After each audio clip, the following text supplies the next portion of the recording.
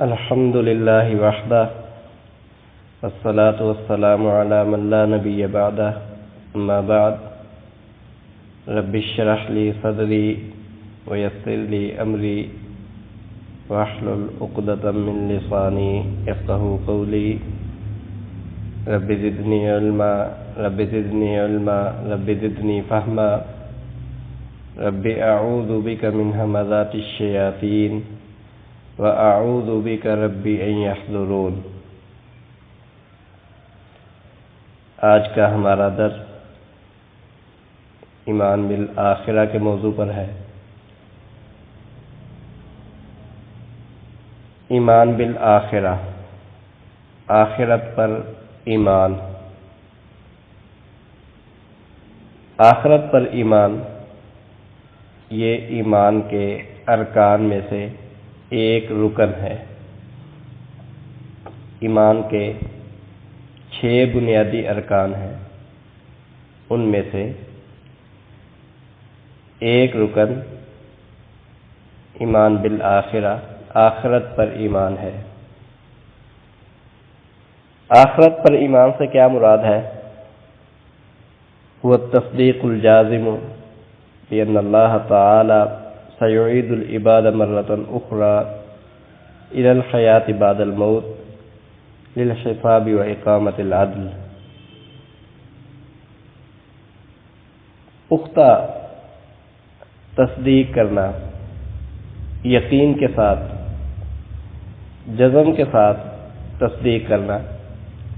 کہ اللہ تعالی دوبارہ بندوں کو اٹھائیں گے، پیدا کریں گے، دوبارہ زندہ کریں گے موت کے بعد حساب کتاب کے لیے اور عدل قائم کرنے کے لیے۔ یعنی سب انسان یہ سب فوت ہو جائیں گے اور اللہ رب العالمین انہیں دوبارہ زندہ کریں گے حساب کتاب کے لیے اور عدل قائم کرنے کے لیے۔ والایمان بکل ما اخبر اللہ بہ ورسولہ بما یکون بعد الموت، اور آخرت پر ایمان لانے میں ہر وہ چیز کو تسلیم کرنا شامل ہے جس کی اللہ تعالیٰ نے نبی کریم صلی اللہ علیہ وسلم نے خبر دی کہ موت کے بعد یہ ہوگا۔ یعنی جن چیزوں کے متعلق اللہ تعالیٰ نے قرآن مجید میں یا نبی کریم صلی اللہ علیہ وسلم نے احادیث میں ہمیں خبر دی ہے کہ موت کے بعد یہ معاملات، یہ امور پیش آئیں گے، ان کی تصدیق کرنا، ان پر ایمان لانا، یہ بھی ایمان بالآخرہ میں شامل ہے۔ اللہ رب العالمین نے قرآن مجید میں سورۃ بقرہ کے آغاز میں ہی فرمایا وَبِالْآخِرَةِ هُمْ يُوقِنُونَ کہ متقی لوگ آخرت پر یقین رکھتے ہیں۔ متقی لوگوں کے اوصاف بیان کرتے ہوئے اللہ رب العالمین نے فرمایا وہ آخرت پر یقین رکھتے ہیں۔ حدیث جبریل معروف حدیث ہے، صحیحین، صحیح بخاری، صحیح مسلم اور دیگر کتب احادیث میں بھی مروی ہے۔ جبرائیل علیہ السلام انسانی صورت میں نبی کریم صلی اللہ علیہ وسلم کے پاس آئے۔ نبی کریم صلی اللہ علیہ وسلم سے کچھ سوالات کیے۔ سوالات کا مقصد یہ تھا کہ لوگوں کو ان سوالات کے جوابات ملیں گے جس سے لوگوں کو ان کے دین کا علم ہوگا۔ لوگوں کو دین سکھانے کے لیے جبرائیل علیہ السلام انسانی صورت میں نبی صلی اللہ علیہ وسلم کے پاس آئے اور آ کر بنیادی سوالات کیے۔ اسلام کے متعلق پوچھا، اسلام کسے کہتے ہیں، ایمان کے متعلق پوچھا، ایمان کسے کہتے ہیں، احسان کے متعلق پوچھا، پھر قیامت کے متعلق پوچھا، پھر علامات قیامت کے متعلق پوچھا۔ تو نبی صلی اللہ علیہ وسلم سے جو سوالات کیے ان میں ایک سوال تھا ایمان کے متعلق، ایمان کسے کہتے ہیں۔ نبی صلی اللہ علیہ وسلم نے فرمایا ان تؤمن باللہ وملائکتہ وکتبہ ورسلہ والیوم الآخر وتؤمن بالقدر خیرہ وشرہ، کہ تو اللہ پر ایمان لائے، اللہ کے فرشتوں پر ایمان لائے، اللہ کی نازل کردہ کتابوں پر ایمان لائے، اللہ کے بھیجے ہوئے رسولوں پر ایمان لائے، آخرت کے دن پر ایمان لائے، اور تقدیر کے اچھا اور برا ہونے پر ایمان لائے۔ یہ نبی صلی اللہ علیہ وسلم نے 6 چیزیں شمار کی۔ جبرائیل علیہ السلام نے سوال کیا تھا ایمان کسے کہتے ہیں، نبی صلی اللہ علیہ وسلم نے 6 چیزیں شمار کی، 6 چیزیں بیان کی، جن میں ایک چیز وہ آخرت پر ایمان لانا۔ ان 6 اشیاء کو ارکان ایمان کہتے ہیں۔ یہ ایمان کے بنیادی رکن ہے، ایسے رکن کہ ان میں سے کسی ایک کا انکار اس سے ایمان ختم ہو جاتا ہے، بندہ ایمان سے خارج ہو جاتا ہے۔ کسی ایک کے بغیر کسی انسان کا ایمان صحیح اور درست نہیں ہو سکتا۔ اللہ رب العالمین نے قرآن مجید میں ارشاد فرمایا وَأَنَّ السَّاعَةَ آتِيَةٌ لَا رَيْبَ فِيهَا وَأَنَّ اللَّهَ يَبْعَثُ مَن فِي الْقُبُورِ، یقینی بات ہے قیامت آنے والی ہے، اس میں کوئی شک نہیں، اور یقیناً اللہ تعالی جو قبروں میں ہے انہیں دوبارہ پیدا کرے گا، کھڑا کرے گا۔ تو قیامت کا آنا بھی یقینی ہے، اور جو فوت ہو چکے ہیں ان کو دوبارہ اللہ رب العالمین یقینی طور پر زندہ کریں گے۔ مسلمان ہمیشہ سے اس عقیدے پر قائم رہے ہیں۔ کافر لوگ، مشرک لوگ، وہ دوبارہ اٹھائے جانے کا انکار کرتے رہے ہیں۔ اللہ رب العالمین نے قرآن مجید میں ارشاد فرمایا وَقَالُوا إِنْ هِيَ إِلَّا حَيَاتُنَا الدُّنْيَا نَمُوتُ وَنَحْيَا وَمَا نَحْنُ بِمَبْعُوثِينَ، کافر کہتے ہیں کہ یہ صرف دنیا کی زندگی ہے، ہم اس میں جیتے ہیں، ہم اس میں مریں گے، اور کسی صورت ہمیں دوبارہ زندہ نہیں کیا جائے گا۔ یہ کافروں کا عقیدہ ہے۔ اللہ رب العالمین نے قرآن مجید میں متعدد مقامات پر ایسے لوگوں کا رد کیا ہے جو دوبارہ زندہ کیے جانے کا انکار کرتے ہیں، یا اس پر اعتراضات اٹھاتے ہیں کہ جب ہم مر کر مٹی کے ساتھ مٹی ہو جائیں گے تو پھر کون ہمیں دوبارہ زندہ کر سکے گا؟ جب بندہ بالکل بوسیدہ ہو جائے گا، مٹی کے ساتھ مٹی ہو جائے گا، ذرات میں تبدیل ہو جائے گا، تو ان ذرات سے دوبارہ کون پیدا کرے گا؟ ایک انسان، اسے درندے کھا گئے، درندوں نے نوچ لیا، کچھ حصہ ایک جانور کے پیٹ میں، کچھ دوسرے کے، کچھ تیسرے کے، تو وہ مختلف جگہ پر اس کے ذرات بکھر گئے، اسے کون دوبارہ زندہ کرے گا؟ اللہ رب العالمین نے قرآن مجید میں ارشاد فرمایا وَضَرَبَ لَنَا مَثَلًا وَنَسِيَ خَلْقَهُ، یہ ہمارے لیے مثالیں بیان کرتا ہے اور اپنی تخلیق کو بھول گیا ہے۔ قَالَ مَن يُحْيِي الْعِظَامَ وَهِيَ رَمِيمٌ، کہتا ہے کہ ان ہڈیوں کو جب یہ بوسیدہ ہو جائیں گی، مٹی کے ساتھ مٹی ہو جائیں گی، کون ان کو دوبارہ زندہ کرے گا؟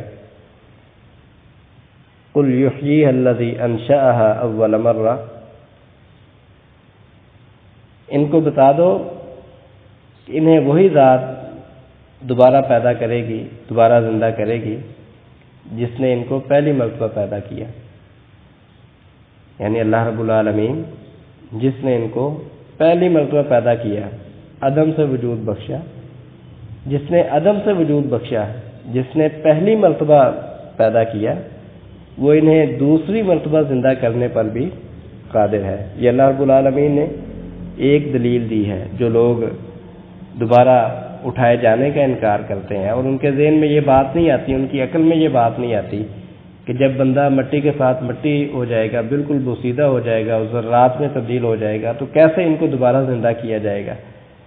تو اللہ رب العالمین نے انہیں یہ جواب دیا ہے کہ جس ذات نے انہیں حقیر پانی کے ایک نطفے سے ایک صحیح سالم زندہ انسان بنایا، جس ذات نے پہلی مرتبہ انہیں صحیح سالم زندہ انسان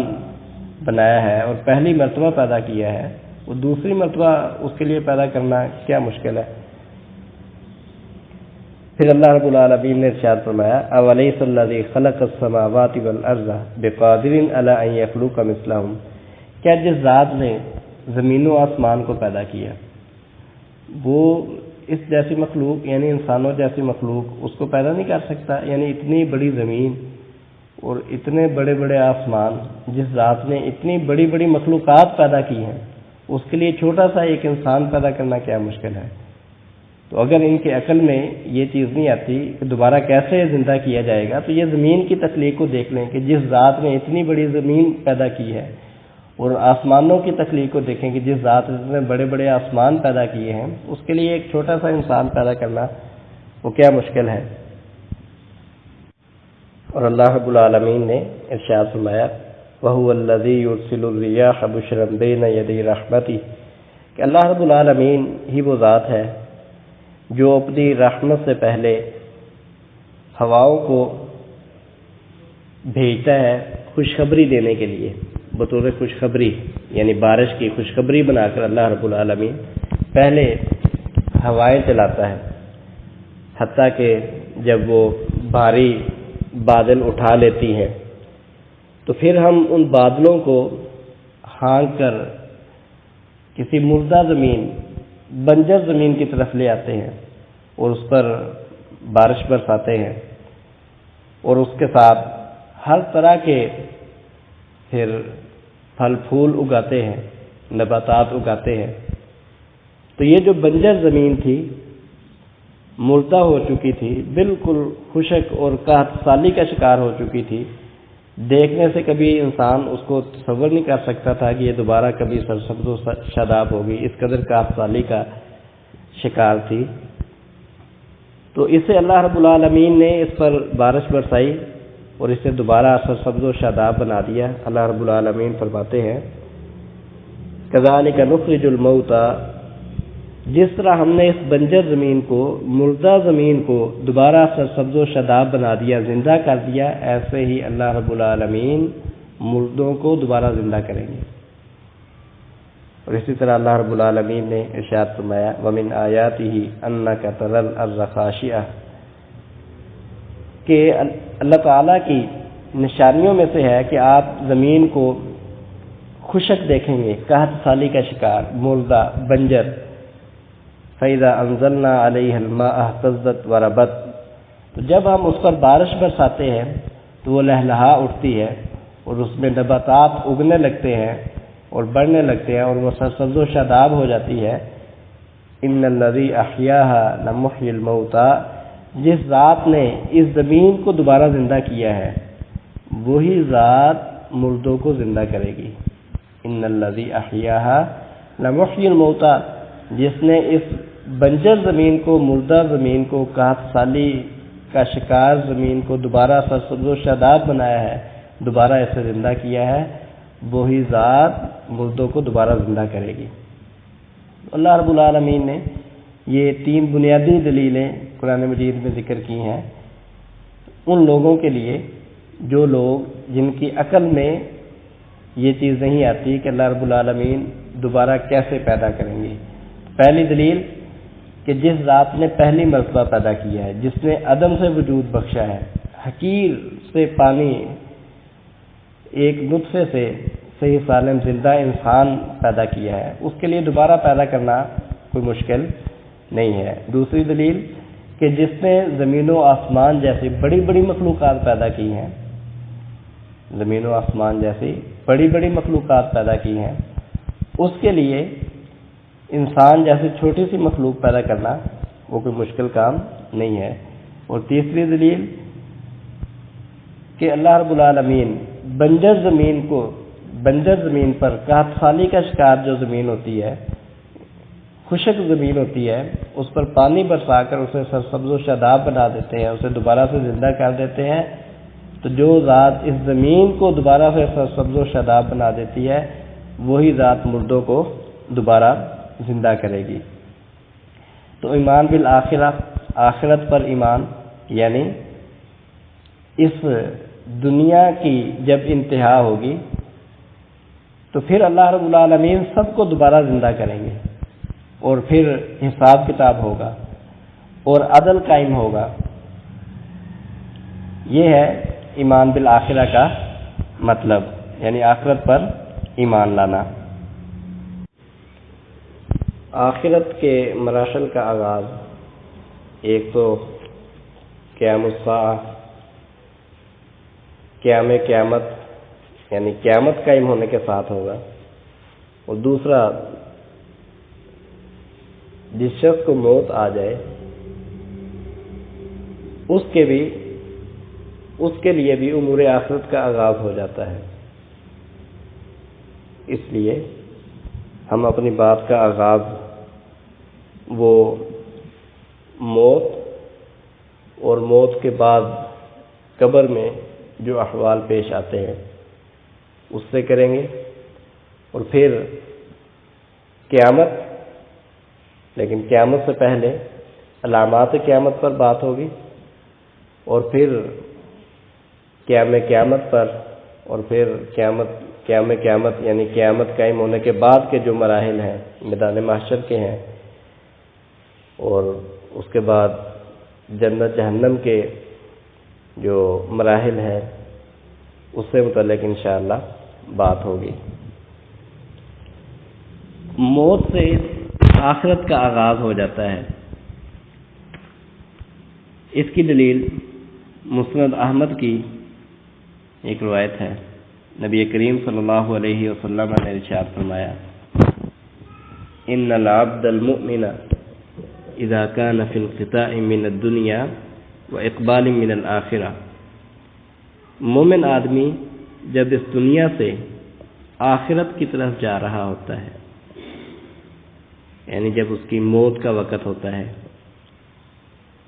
اس کے لیے نبی کریم صلی اللہ علیہ وسلم نے یہ لفظ استعمال کیے، فی انقطاع من الدنیا، کہ دنیا سے اب اس کا تعلق منقطع ہو رہا ہے، واقبال من الاخرہ، اور وہ آخرت کی طرف جا رہا ہے، آخرت کے سفر پر روانہ ہو رہا ہے۔ تو آسمان سے فرشتے اترتے ہیں، یعنی اس کی روح لینے کے لیے ملک الموت، موت کا جو فرشتہ ہے وہ روح قبض کرتا ہے، اور یہ فرشتے پھر اس روح کو اوپر لے جاتے ہیں۔ تو نبی کریم صلی اللہ علیہ وسلم نے یہاں لفظ استعمال کیے، فی انقطاع من الدنیا و اقبال من الاخرہ، کہ بندہ جب اس کا دنیا سے تعلق ختم ہو رہا ہوتا ہے اور وہ آخرت کی طرف جا رہا ہوتا ہے، تو اس سے معلوم ہوتا ہے کہ جیسے ہی بندے کا تعلق دنیا سے ختم ہوتا ہے تو اس کے لیے آخرت کا آغاز ہو جاتا ہے۔ خود نبی کریم صلی اللہ علیہ وسلم جب مرض الموت میں تھے، عائشہ رضی اللہ تعالی عنہا کی گود میں آپ نے سر رکھا ہوا تھا۔ ابو بکر رضی اللہ تعالی عنہ کے بیٹے، عائشہ رضی اللہ عنہا کے بھائی عبد الرحمن، وہ گھر داخل ہوئے، ان کے ہاتھ میں کوئی ٹہنی لکڑی تھی۔ نبی صلی اللہ علیہ وسلم نے اس کی طرف دیکھا، عائشہ رضی اللہ تعالی عنہا سمجھ گئی کہ آپ اس کے ساتھ مسواک کرنا چاہتے ہیں، تو انہوں نے اپنے بھائی عبد الرحمن سے وہ لی اور اس کو چبایا، اس کے منہ کو مسواک کی طرح بنا دیا، نرم کر دیا، اور پھر نبی صلی اللہ علیہ وسلم کو دی۔ آپ صلی اللہ علیہ وسلم نے اس کے ساتھ مسواک کی۔ صحیح بخاری کی روایت ہے، عائشہ رضی اللہ عنہا بیان کرتی ہیں فجمع اللہ بین ریقی وریقہ فی آخر یوم من الدنیا و اول یوم من الآخرہ، کہ اللہ تعالیٰ نے میرے لعاب اور آپ صلی اللہ علیہ وسلم کے لعاب کو جمع کر دیا، میرے لعاب اور آپ صلی اللہ علیہ وسلم کے لعاب کو جمع کر دیا۔ پہلے انہوں نے مسواک چبائی تھی، اس کو نرم کیا تھا، پھر نبی صلی اللہ علیہ وسلم نے وہ مسواک کی، تو عائشہ رضی اللہ عنہا فرماتی ہیں کہ اللہ تعالیٰ نے میرے لعاب اور نبی صلی اللہ علیہ وسلم کے لعاب کو جمع کر دیا۔ کب؟ فی آخر یوم من الدنیا و اول یوم من الآخرہ، جب آپ کا اس دنیا میں آخری دن تھا اور آخرت کا پہلا دن تھا، اس دنیا میں آخری دن تھا اور آخرت کا پہلا دن تھا۔ اس سے بھی یہ بات سمجھ آتی ہے کہ اس دنیا سے جاتے ہی انسان کے لیے آخرت کا آغاز ہو جاتا ہے۔ سنن نسائی وغیرہ کی روایت ہے، عبداللہ بن عمر رضی اللہ تعالی عنہما کی زوجہ بیوی صفیہ بنت ابی عبید جب یہ مرض الموت میں تھی، عبداللہ بن عمر رضی اللہ تعالیٰ عنہ کھیتی باڑی کے سلسلے میں باہر تھے، تو انہوں نے انہیں پیغام بھیجا اور کہا انی فی آخر یوم من ایام الدنیا و اول یوم من الآخرہ، کہ میں اس دنیا کے آخری دن میں ہوں اور آخرت کے پہلے دن میں ہوں۔ یہاں بھی انہوں نے اپنے موت کے دن کو اس دنیا کا آخری دن اور آخرت کا پہلا دن قرار دیا۔ تو اس سے یہ بات بالکل واضح ہو جاتی ہے کہ اس دنیا سے جاتے ہی انسان کے لیے آخرت کا آغاز ہو جاتا ہے، یعنی موت کے ساتھ جیسے ہی کوئی شخص وفات پاتا ہے اس کے لیے امور آخرت کا آغاز ہو جاتا ہے۔ موت کسے کہتے ہیں؟ موت کی کیا حقیقت ہے؟ موت یہ بھی اللہ تعالیٰ کی ایک مخلوق ہے، یہ وجودی چیز ہے، عدم نہیں ہے۔ اللہ رب العالمین نے قرآن مجید میں ارشاد فرمایا الذی خلق الموت والحیاۃ لیبلوکم ایکم احسن عملا، کہ اللہ تعالیٰ وہ ذات ہے جس نے موت اور زندگی کو پیدا کیا تاکہ وہ تمہیں آزمائے کہ کون تم میں زیادہ اچھے عمل کرنے والا ہے۔ تو اس آیت کریمہ میں اللہ رب العالمین نے ارشاد فرمایا خلق الموت والحیات، اس نے موت اور زندگی کو پیدا کیا۔ تو موت یہ اللہ تعالیٰ کی پیدا کی ہوئی مخلوق ہے، وجودی چیز ہے، یہ محض عدم کا نام نہیں ہے۔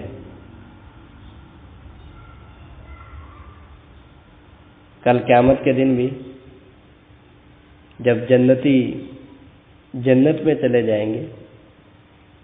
اور جہنمی جہنم میں چلے جائیں گے تو موت کو ایک مینڈے کی صورت میں لایا جائے گا، پھر اہل جنت کو آواز دی جائے گی، وہ دیکھیں گے تو ان کے سامنے اس کو ذبح کر دیا جائے گا، اور اہل جہنم کو بلایا جائے گا، وہ دیکھیں گے، ان کے سامنے اسے ذبح کر دیا جائے گا، اور پھر اعلان کر دیا جائے گا کہ اب ہمیشہ کی زندگی ہے، اب کبھی موت نہیں آئے گی۔ تو اس سے بھی معلوم ہوتا ہے کہ موت وجودی چیز ہے، اور کل قیامت کے دن باقاعدہ اسے جسم دیا جائے گا اور اسے مینڈے کی صورت میں لایا جائے گا۔ موت ہر ایک اس سے دو چار ہوگا، کوئی اس سے مستثنا نہیں ہے۔ کل نفس ذائقۃ الموت، ہر ذی روح وہ موت کا ذائقہ چکھے گا، حتیٰ کہ نیک لوگ،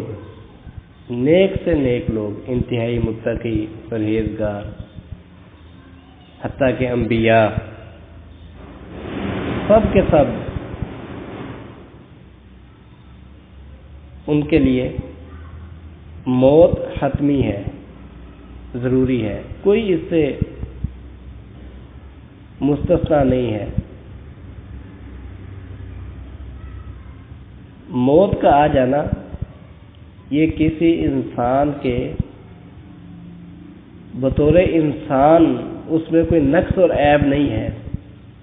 انسان کے لیے کوئی نقص اور عیب نہیں ہے۔ ایسا نہیں ہے کہ اگر کسی کے لیے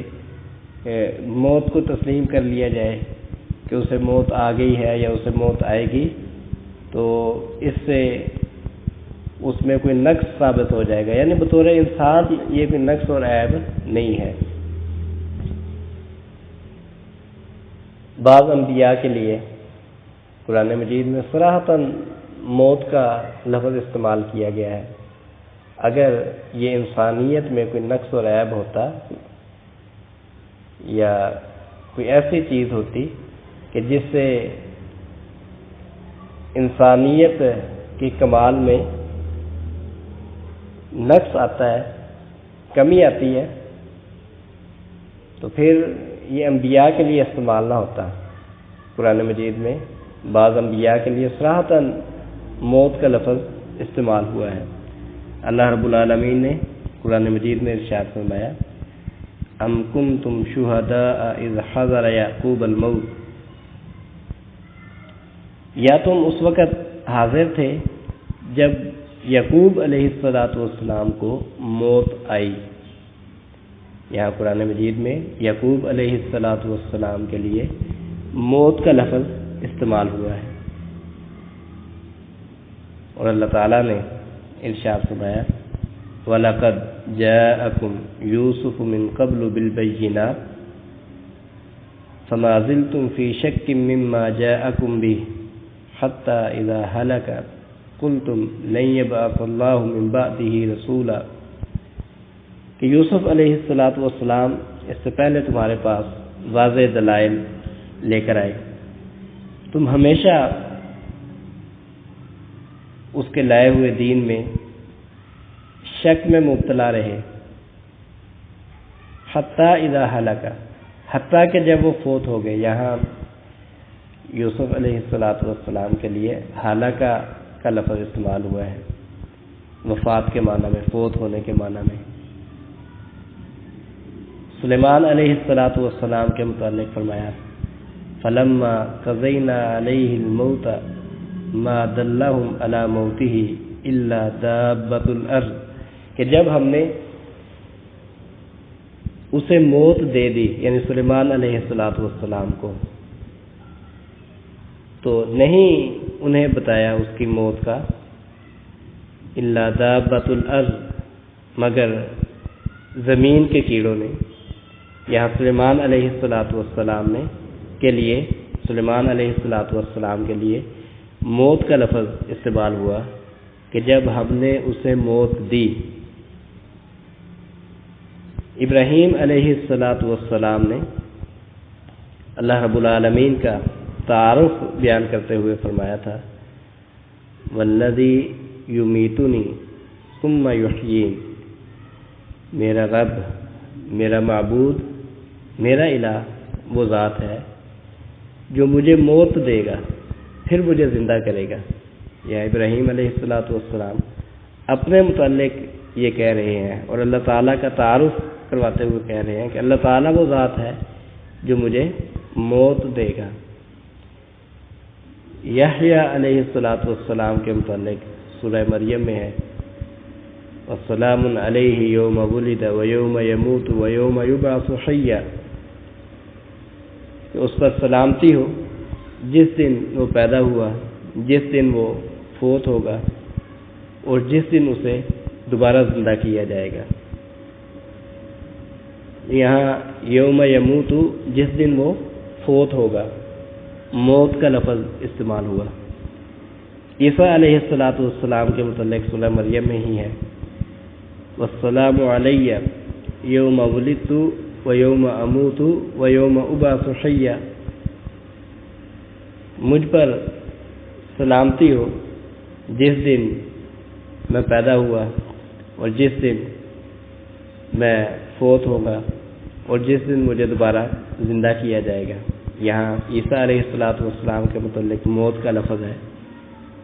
عیسیٰ علیہ السلام کے متعلق ہی قرآن مجید میں ہے وَإِن مِّنْ أَهْلِ الْكِتَابِ إِلَّا لَيُؤْمِنَنَّ بِهِ قَبْلَ مَوْتِهِ،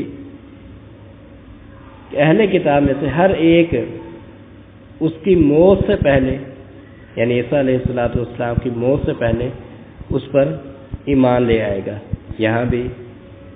عیسیٰ علیہ السلام کے لیے موت کا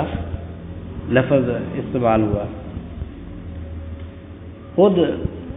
نبی کریم صلی اللہ علیہ وسلم جو سید ولد آدم، اولاد آدم کے سردار ہیں، امام الانبیاء، نبیوں کے امام ہیں، آپ صلی اللہ علیہ وسلم کے لیے بھی موت کا لفظ استعمال ہوا۔ موت اگر کوئی عیب اور نقص ہوتا انسانیت میں تو یہ انبیاء کے متعلق، نبی کریم صلی اللہ علیہ وسلم کے متعلق قرآن مجید میں استعمال نہ ہوتا۔ اللہ تعالیٰ نے قرآن مجید میں ارشاد فرمایا وَمَا جَعَلْنَا لِبَشَرٍ مِّن قَبْلِكَ الْخُلْدَ أَفَإِن مِّتَّ فَهُمُ الْخَالِدُونَ،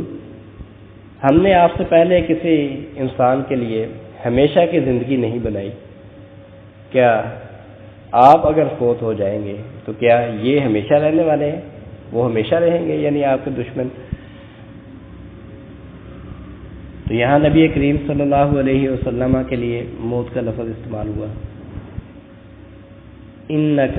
مَيِّتٌ وَإِنَّهُمْ مَيِّتُونَ، اللہ تعالیٰ نے قرآن مجید میں نبی کریم صلی اللہ علیہ وسلم کو مخاطب کیا، فرمایا اِنَّكَ مَيِّتٌ وَإِنَّهُمْ مَيِّتُونَ، یقیناً آپ بھی فوت ہونے والے ہیں اور یقیناً وہ بھی فوت ہونے والے ہیں۔ یہاں آپ کے لیے میت، موت کا لفظ استعمال ہوا۔ اللہ تعالیٰ نے ارشاد فرمایا قُلْ إِنَّ صَلَاتِي وَنُسُكِي وَمَحْيَايَ وَمَمَاتِي لِلَّهِ رَبِّ الْعَالَمِينَ، کہہ دیجئے یقیناً میری نماز، میری قربانی، میری زندگی، میری موت سب اللہ رب العالمین کے لیے ہے۔ یہاں موت کا لفظ نبی کریم صلی اللہ علیہ وسلم کے لیے استعمال ہوا۔ صحیح بخاری کی روایت ہے، خود نبی کریم صلی اللہ علیہ وسلم اپنی مرض الموت میں یہ فرما رہے تھے بار بار لا الہ الا اللہ ان للموت سکرات، کہ یقیناً موت کی بڑی سختیاں ہیں۔ آپ بار بار کلمہ توحید لا الہ الا اللہ پڑھ رہے تھے اور ساتھ فرما رہے تھے ان للموت سکرات، یقیناً موت کی بڑی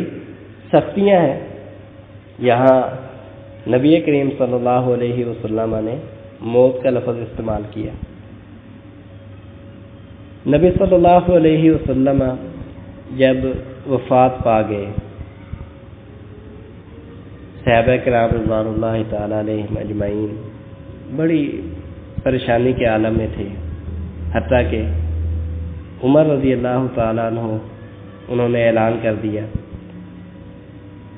کہ جو شخص یہ کہے گا کہ نبی کریم صلی اللہ علیہ وسلم وفات پا گئے ہیں، آپ صلی اللہ علیہ وسلم کو موت آ گئی ہے، میں اس کی گردن تن سے جدا کر دوں گا۔ اسی دوران ابو بکر صدیق رضی اللہ تعالیٰ عنہ آئے،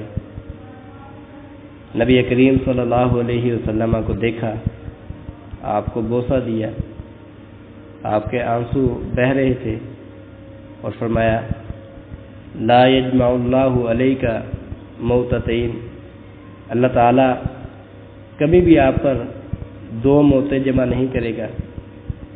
جو موت اللہ تعالیٰ نے آپ کے مقدر میں لکھی تھی وہ آپ کو آ چکی ہے۔ عمر رضی اللہ تعالیٰ عنہ ابو بکر رضی اللہ تعالیٰ عنہ نے بلایا، انہوں نے خاموش ہونے کا کہا، لیکن عمر رضی اللہ تعالیٰ عنہ نے بات نہ سنی۔ پھر ابو بکر صدیق رضی اللہ تعالیٰ عنہ نے خطبہ دیا، اور اس میں ابو بکر رضی اللہ تعالیٰ عنہ نے یہ بات کہی، فمن کان منکم یعبد محمدا فإن محمدا قد مات، تم میں سے جو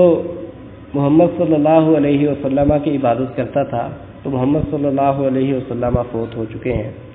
ومن کان یعبد اللہ عز وجل فإن اللہ حی لا یموت، اور جو اللہ کی عبادت کرتا تھا تو اللہ تعالی حی ہے، زندہ ہے، اسے کبھی موت نہیں آئے گی۔ پھر اللہ تعالیٰ کا یہ فرمان قرآن مجید سے تلاوت کیا، وما محمد الا رسول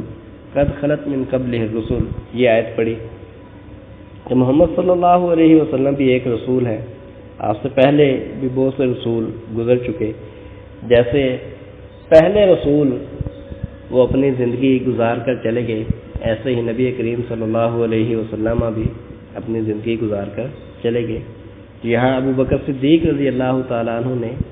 صحابہ کرام رضوان اللہ تعالیٰ علیہ مجمعین کے مجمع میں آپ صلی اللہ علیہ وسلم کی موت کی تصدیق کی، سب کے سامنے آپ صلی اللہ علیہ وسلم کی وفات کا اعلان کیا، لیکن کسی صحابی نے اس کا انکار نہیں کیا۔ تو ہر ایک کے لیے موت یقینی ہے، کل نفس ذائقۃ الموت، ہر ذی روح اس نے موت کا ذائقہ چکھنا ہے،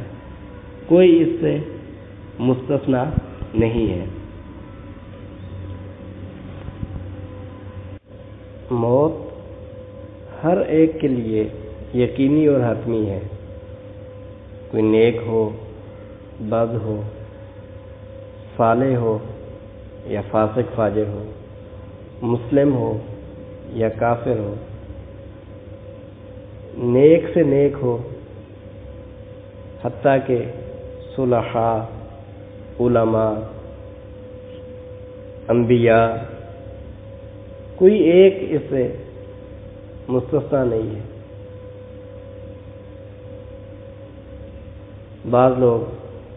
حضرت علیہ الصلاۃ والسلام کو ابھی بھی زندہ سمجھتے ہیں، ان کے زندہ ہونے پر کتاب و سنت کی کوئی صحیح دلیل موجود نہیں ہے، لوگوں نے قصے کہانیاں گھڑ رکھی ہیں، سب گھڑی ہوئی باتیں ہیں، کوئی ایک صحیح روایت ایسی موجود نہیں ہے جو ان کے زندہ ہونے پر دلالت کرے۔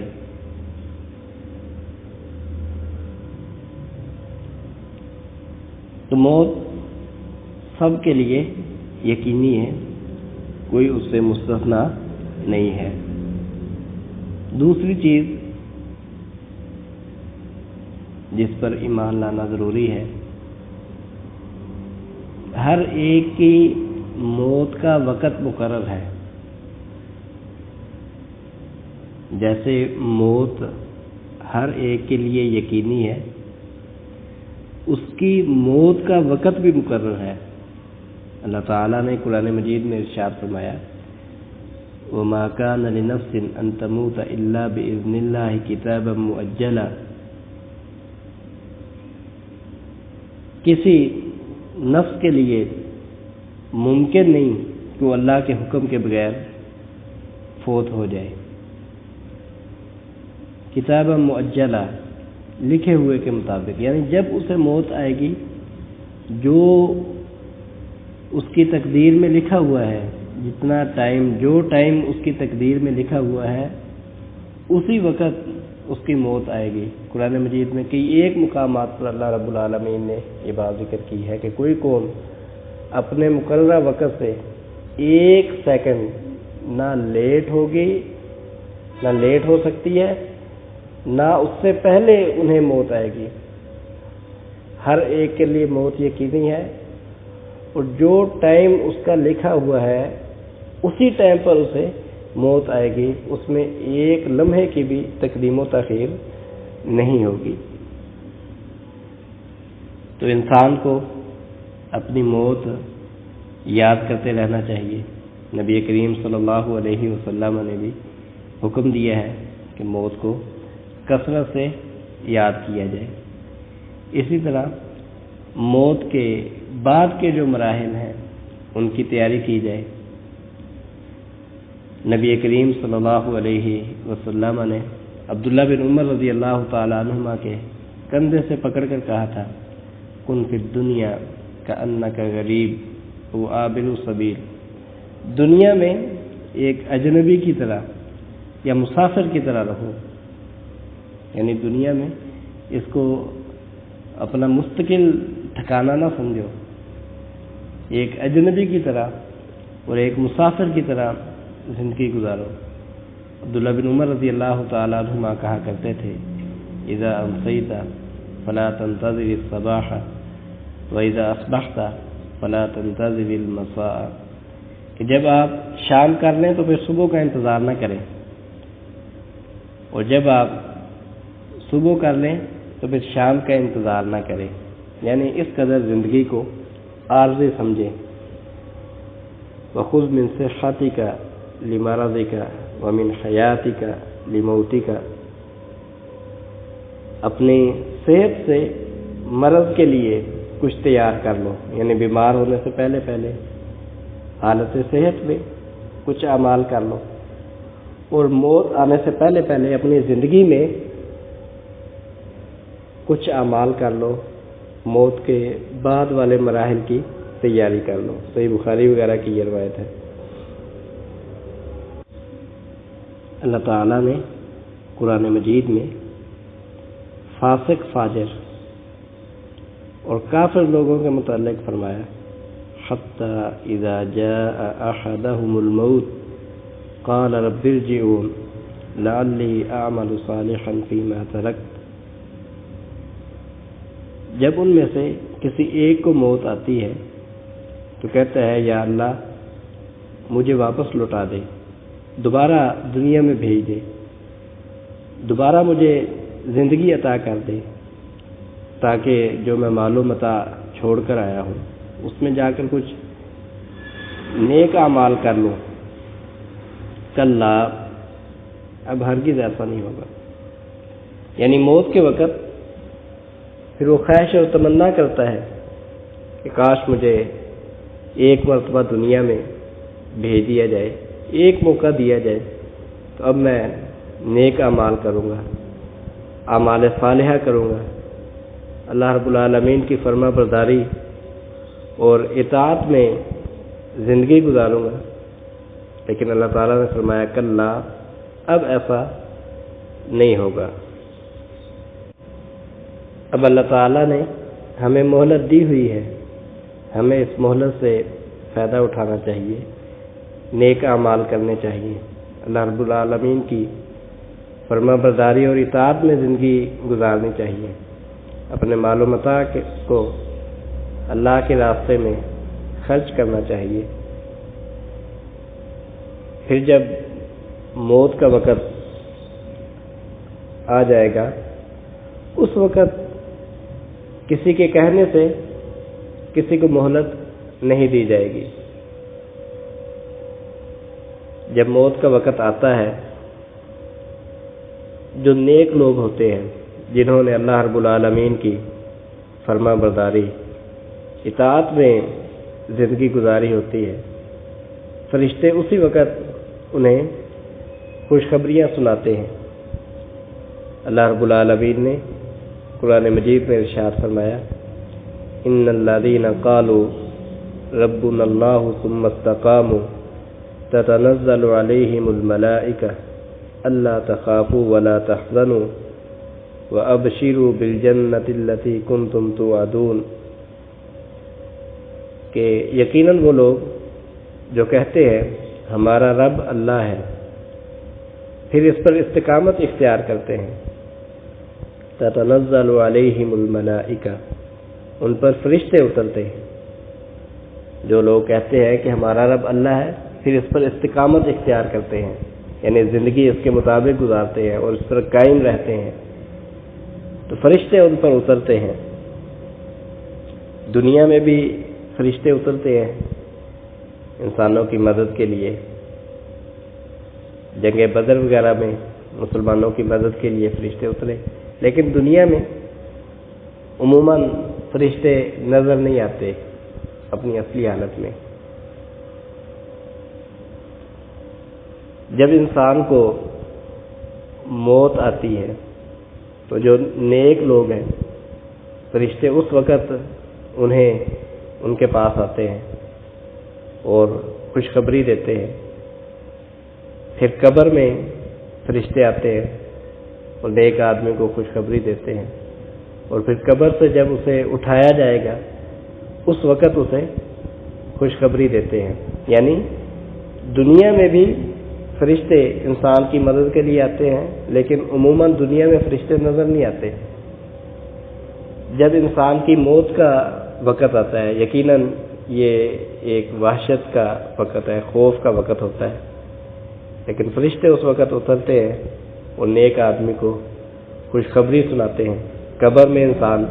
وحشت محسوس کرے گا، قبر میں آ کر انسان کو خوشخبری دیں گے۔ میدان محشر میں جب اسے دوبارہ کھڑا کیا جائے گا، دوبارہ زندہ کیا جائے گا، اٹھایا جائے گا، اس وقت فرشتے اسے خوشخبری سنائیں گے۔ کیا خوشخبری سناتے ہیں؟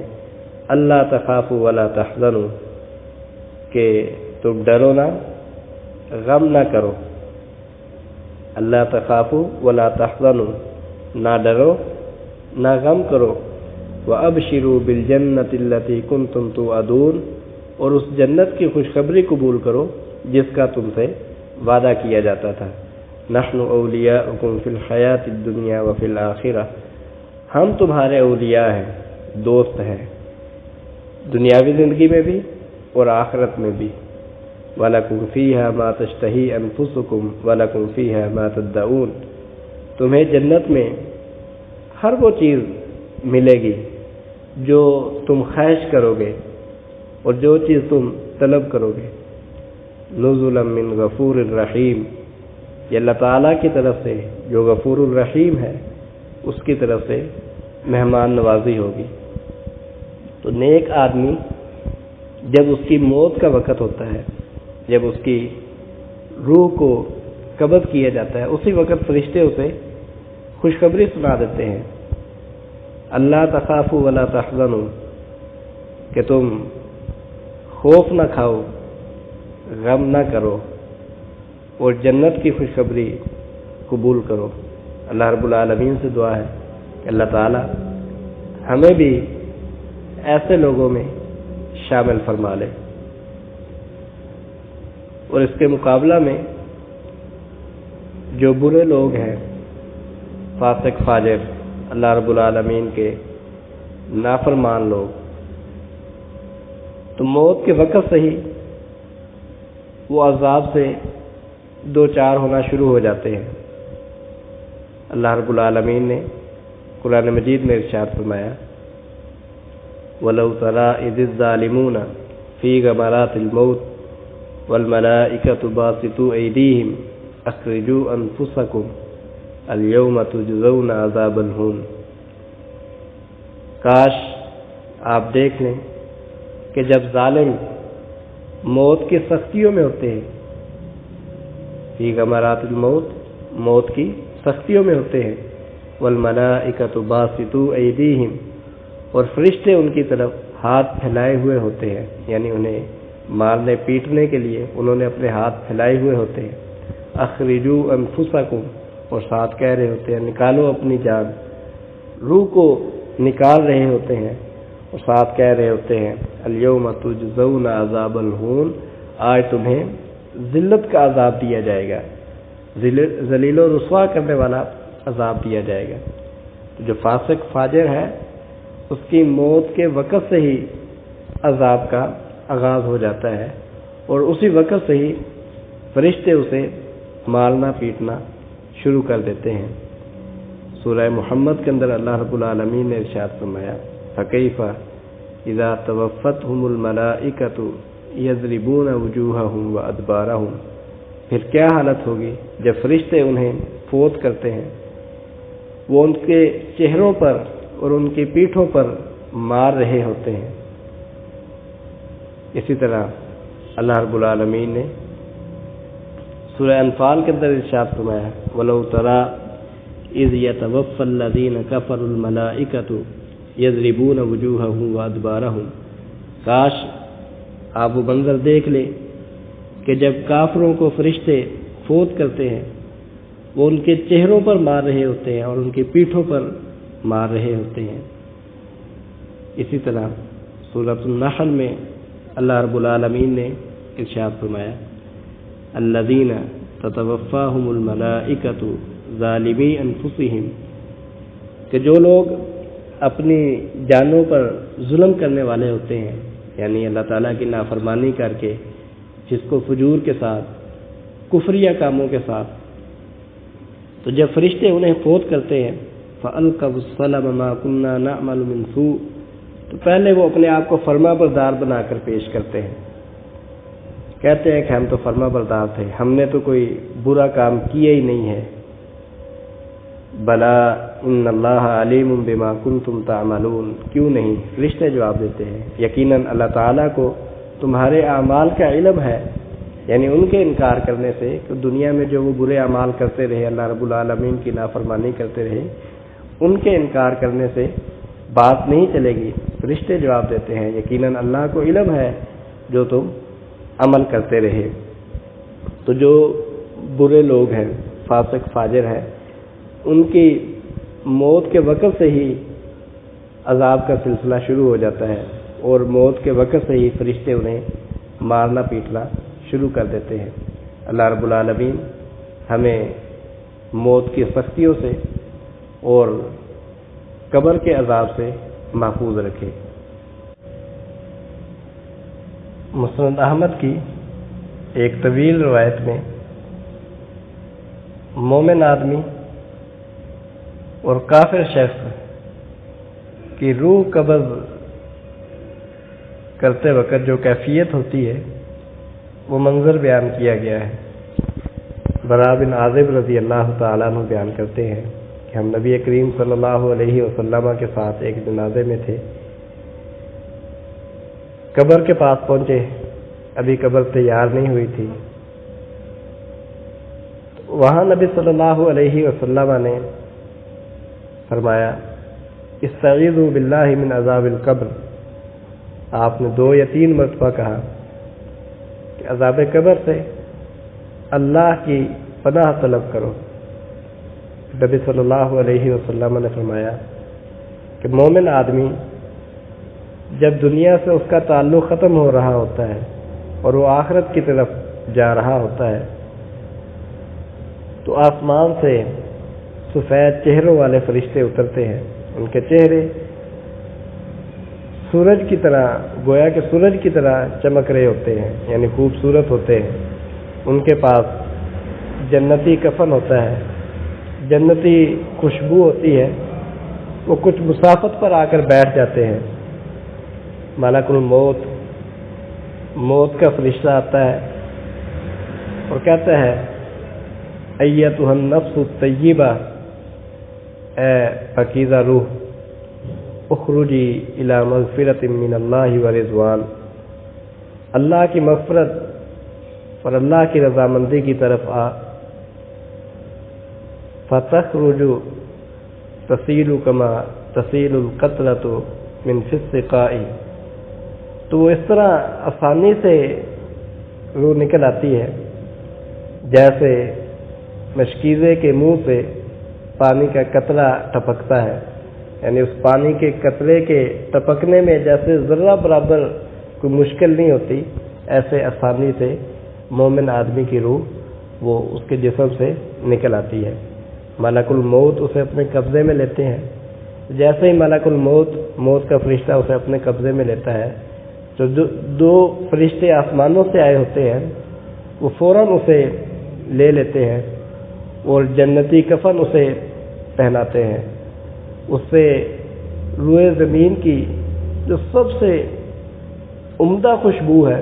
ویسی خوشبو اس سے آتی ہے، اس روح کو اوپر لے کر جاتے ہیں،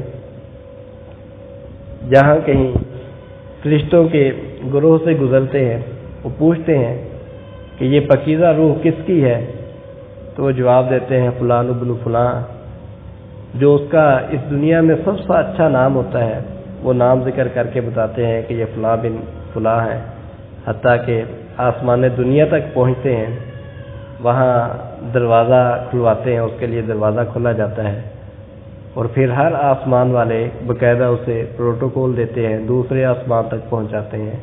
پھر دوسرے سے تیسرے تک، اس طرح 7ویں آسمان تک پہنچ جاتے ہیں۔ اللہ رب العالمین ارشاد فرماتے ہیں اکتبوا کتاب عبدی فی علیین، کہ میرے اس بندے کا نام علیین میں لکھ دو، وَأَعِيدُوهُ إِلَى الْأَرْضِ، اور اسے زمین کی طرف لوٹا دو، فَإِنِّي مِنْهَا خَلَقْتُهُمْ وَفِيهَا أُعِيدُهُمْ وَمِنْهَا أُخْرِجُهُمْ تَارَةً أُخْرَى، کیونکہ مٹی سے ہی میں نے ان کو پیدا کیا، مٹی میں ہی دوبارہ انہیں لٹاؤں گا اور دوبارہ انہیں مٹی سے ہی پیدا کروں گا۔ فَتُعَادُ رُوحُهُ فِي جَسَدِهِ، تو اس کی روح کو اس کے جسم میں دوبارہ لوٹا دیا جاتا ہے، یعنی قبر میں، اور پھر قبر میں سوال و جواب کا سلسلہ شروع ہو جاتا ہے، اور کافر آدمی جب وہ اس کا دنیا سے تعلق ختم ہو رہا ہوتا ہے اور وہ آخرت کی طرف جا رہا ہوتا ہے، تو انتہائی سیاہ چہرے والے فرشتے آتے ہیں، ان کے پاس ٹاٹ ہوتے ہیں، وہ کچھ مسافت پر بیٹھ جاتے ہیں، ملک الموت آتے ہیں، اس کے پاس بیٹھ کر کہتے ہیں ایتھا النفس الخبیثہ، اے خبیث روح، اخرجی الی سخط من اللہ وغضب، اللہ کی ناراضگی اور غضب کی طرف نکل۔ تو وہ روح پورے جسم میں پھیل جاتی ہے، تو وہ اسے ایسے کھینچ کر نکالتے ہیں جیسے تر روئی سے سیخ کو کھینچ کے نکالا جاتا ہے۔ مومن آدمی کی روح ایسے نکل آتی ہے آسانی کے ساتھ جیسے مشکیزے سے ایک پانی کا قطرہ ٹپکتا ہے، اس میں کوئی مشقت اور تکلیف نہیں ہوتی، لیکن کافر آدمی کی روح وہ جسم میں پھیل جاتی ہے، فرشتے اسے کھینچ کر نکالتے ہیں۔ تو ملک الموت جب اسے اپنے قبضے میں لے لیتے ہیں تو وہ فرشتے جو انتہائی سیاہ چہرے والے آئے ہوتے ہیں وہ اسے لے لیتے ہیں ملک الموت سے، اور جو وہ ٹاٹ لے کر آئے ہوتے ہیں اس میں اسے لپیٹ لیتے ہیں، اس سے ایسی بو آتی ہے جو اس زمین پر کسی لاش کی سب سے بری بدبو ہوتی ہے، اس طرح کی بو اس سے آتی ہے، اور اسے جب وہ لے کر اوپر کی طرف جاتے ہیں تو جب کبھی کسی فرشتوں کی جماعت کے پاس سے گزرتے ہیں وہ پوچھتے ہیں ما ھذا الروح الخبیث، یہ روح خبیث کس کی ہے، خبیث روح کس کی ہے؟ تو وہ کہتے ہیں فلان ابن فلان، اس دنیا میں جو اس کا برا ترین نام ہوتا ہے وہ نام ذکر کر کے کہتے ہیں کہ یہ فلاں بن فلاں ہے، پھر اس کے لیے آسمان کا دروازہ کھٹکھٹایا جاتا ہے، لیکن اس کے لیے آسمان کا دروازہ کھولا نہیں جاتا۔ نبی صلی اللہ علیہ وسلم نے اس موقع پر قرآن مجید کی یہ آیت پڑھی لا تفتح لهم ابواب السماء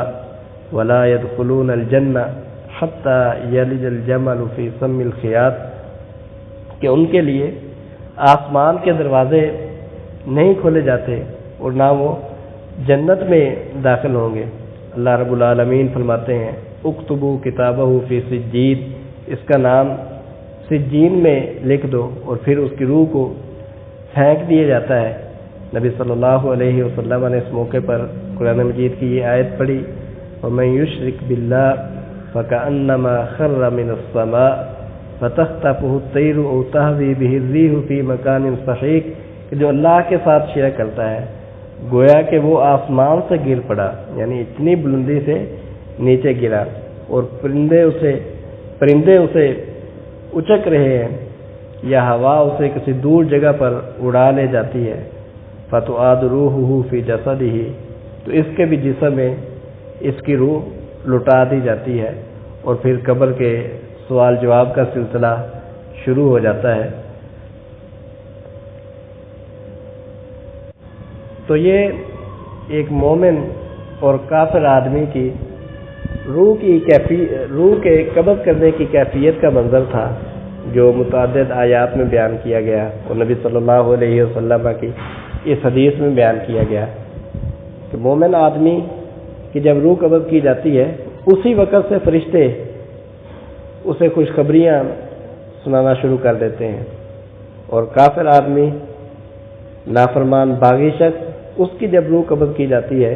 تو اسی وقت سے فرشتے اسے مارنا پیٹنا شروع کر دیتے ہیں، اور اسی وقت سے اس کے لیے عذاب کا سلسلہ شروع ہو جاتا ہے۔ اللہ رب العالمین سے دعا ہے کہ اللہ رب العالمین وہ ہمیں اپنے نیک بندوں میں شامل فرمائے اور موت کی سختیوں سے اور اس کے بعد والے مراحل میں ہر طرح کے عذاب سے محفوظ رکھے۔ اللہ رب العالمین کتاب و سنت کو سن سمجھ کر حق بات کو اختیار کرنے کی توفیق عطا فرمائے۔ انشاءاللہ نعیم قبر یعنی قبر میں مومن لوگوں کے لیے جو انعامات کا سلسلہ ہے، اور قبر میں جو سوال و جواب، فتنۃ القبر، اور اللہ کے جو نافرمان باغی ہیں ان کے لیے جو عذاب قبر کا ذکر ہے، وہ انشاءاللہ یہ ساری چیزیں ہم آئندہ درس میں ذکر کریں گے۔ سبحان ربک رب العزت عما یصفون وسلام علی المرسلین والحمد للہ رب العالمین۔